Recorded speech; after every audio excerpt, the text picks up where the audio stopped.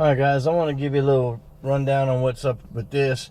Some people have asked before about the key cylinders. This one's getting sticky, meaning like sometimes you got to roll it backwards into auxiliary, and before you roll it forward to start it, sometimes it jiggle the key and all that kind of stuff, and it releases sometimes it don't. So it's getting worn out, and I'm gonna pull the key cylinder and bring it in. And I don't want to video everything with it beeping and be talking over that, so I'm going to show you the screws from that side. Let me get over here. Let me see if I can do it from this side. When I open the driver's door, it's going to automatically start beeping.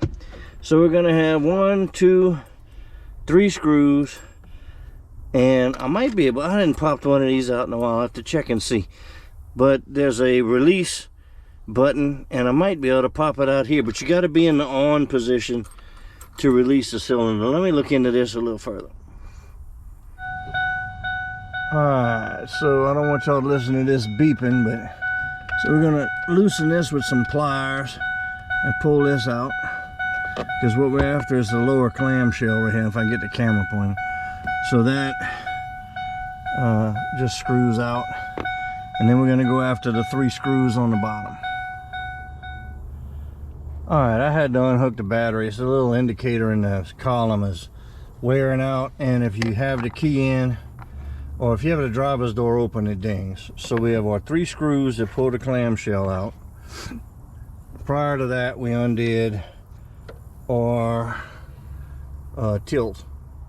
Okay, so now we have the key in the on position, and let me see if I can get right there. Okay, let me get a light on it. I just had a light. Okay.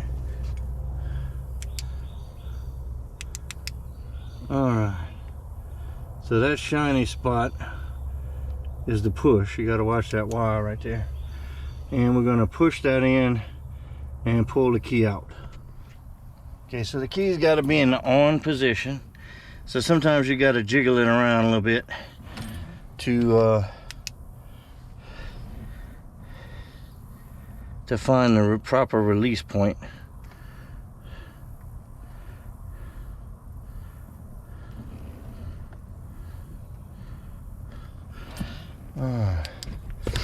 And then she'll come out just like that. So what we're pushing on is this little detent button right here. And then you have it in the on position, and you can go back in with it, and I just used a little drill bit or something small enough to where you can push the little detent and have it pop out. So we're gonna go have this worked on, and I'll tell you about it when we go back in.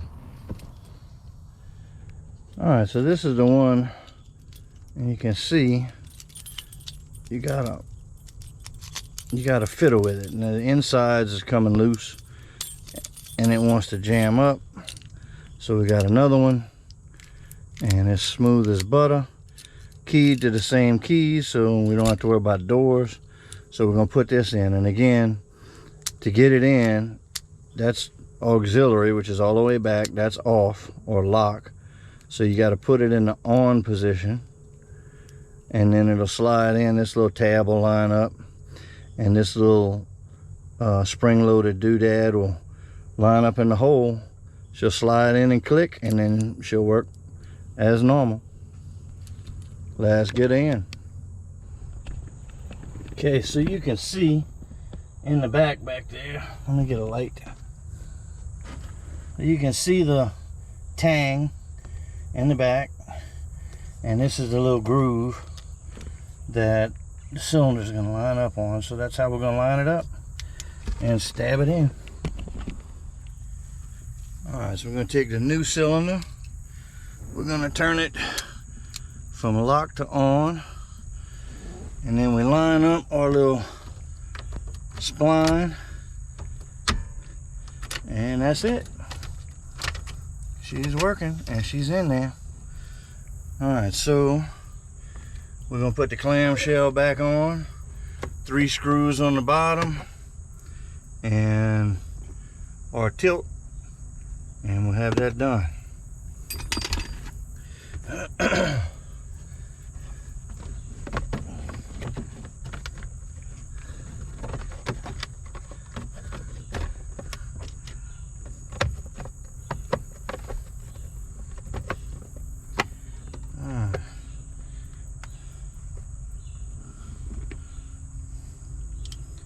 get this on there.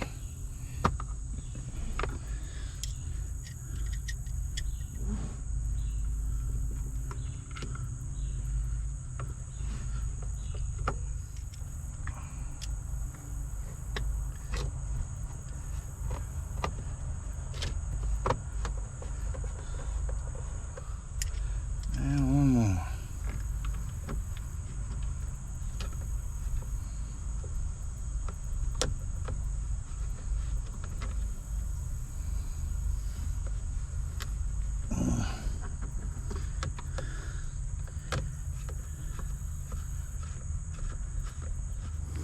And we'll line this up.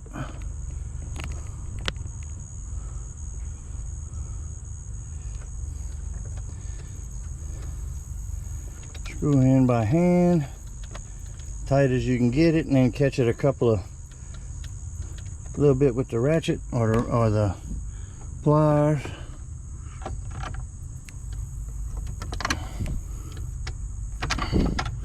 Just enough to snug it. And that's key cylinders. Key cylinder on the Ford Super Duty. Alright, we'll see y'all on the next one. I'm going to get on and finishing this oil leak. Thanks for watching.